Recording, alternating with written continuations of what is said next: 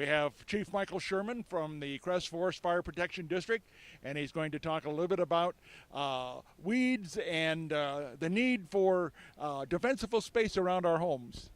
Well, thanks a lot for interviewing me. And we're starting our what's called etch, and it's where we go out and do an outside survey of all the parcels in the district. The CERT team's going to help us with that. And when they go out and do the surveys, they're going to look at properties that are not in compliance with the current county ordinance for weeds on their property and continuous fuel beds, ladder fuels, things up against houses, up against chimneys, dead trees, that type of stuff. And what we hope that people will do, they know we do this every year, so hopefully they'll come by and get a copy of the ordinance or a copy of the ordinance cards that we have that tell them what they need to do to their property, and they'll get it cleaned up proactively before we have to take enforcement action.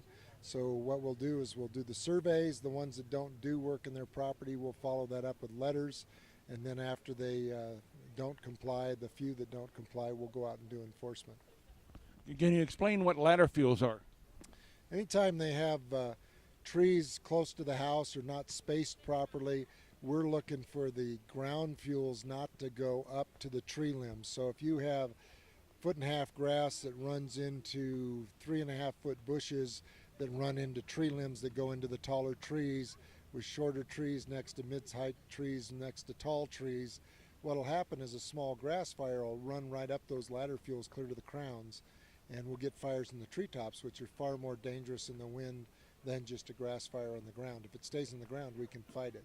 So you'll see a lot of places where they'll limb up the trees and then they'll take out some of the brush underneath it, so the fuels don't have a continuous horizontal fuel bed and they don't have a continuous vertical fuel bed, so they don't spread.